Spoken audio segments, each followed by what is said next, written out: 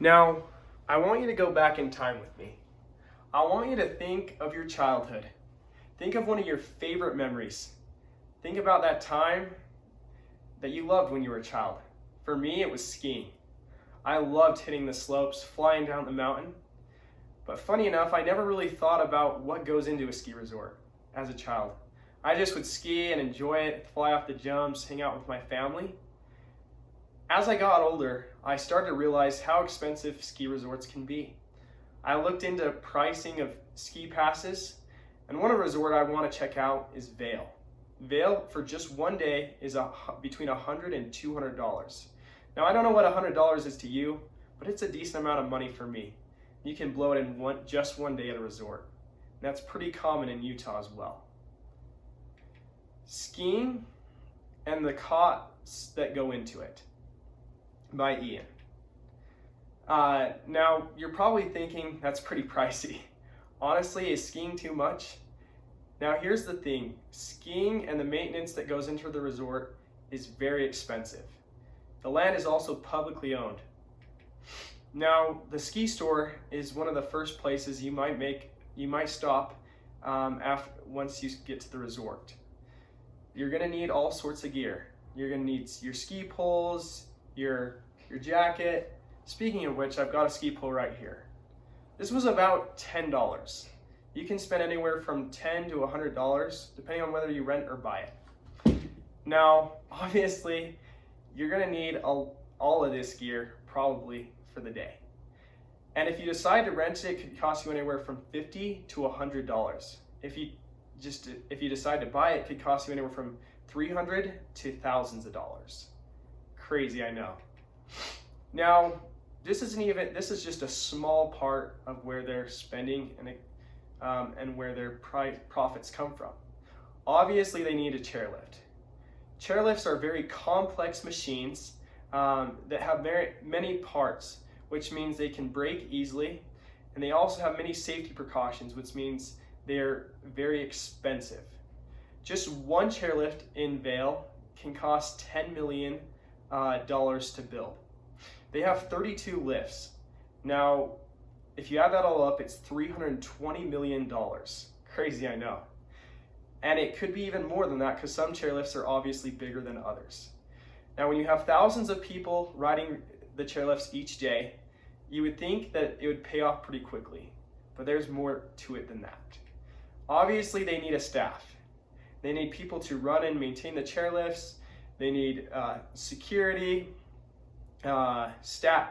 They need staff to run the hotels, the restaurants, all sorts of different staff. The hard part is it's a seasonal job and it's pretty low pay. Some of the benefits though is real estate is very expensive in Aspen. For just 1 square foot, it's $1,700. Just to give you an idea of how expensive this is, in Manhattan, New York, it's $1,400 per square foot. Now, the reason why it's so expensive is because there's one way up and one way out. Kind of crazy. And it's very hard to build up there. But they do subdivide the rent and they give their staff free ski tickets, and they provide a lot of other nice amenities and nice things like 401ks, making it a very enticing job for those who are single or don't have a family to provide for or just want to make some extra money on the side. Transportation.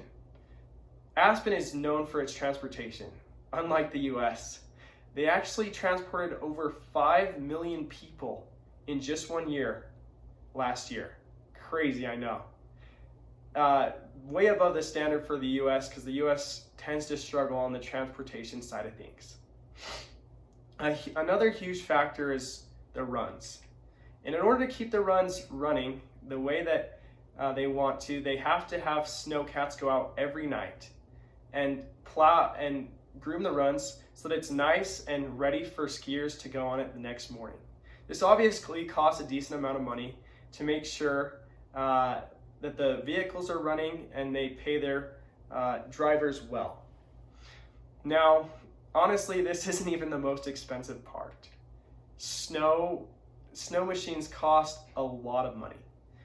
They are high energy, they're energy intensive. Funny enough, and the funny thing is, it's hard to find water at a ski resort, at least a source that's not frozen.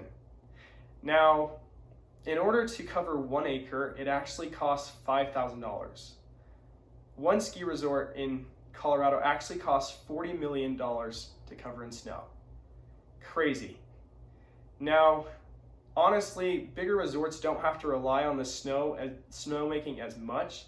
They just use it to cover up areas that are traveled on often to make sure that that snow is staying in good condition. But a lot of smaller resorts rely mostly off artificial snow in the earlier season and a later season. Another cool fact is that ski resorts are actually publicly owned by either the government or some other source in most cases. Reason being, it's a lot of land, so the ski resorts often just have a permit to use the land. This means anyone can use the resort within restraints, and so they can just ski down. In order to entice their visitors, they make sure to keep everything well groomed and nice so they have visitors coming more often. To conclude, you should know that skiing costs hundreds of dollars. Ski resorts are very expensive to run and maintain. Snow is honestly one of the most expensive parts, and they are usually not owned by the ski resort. Thank you.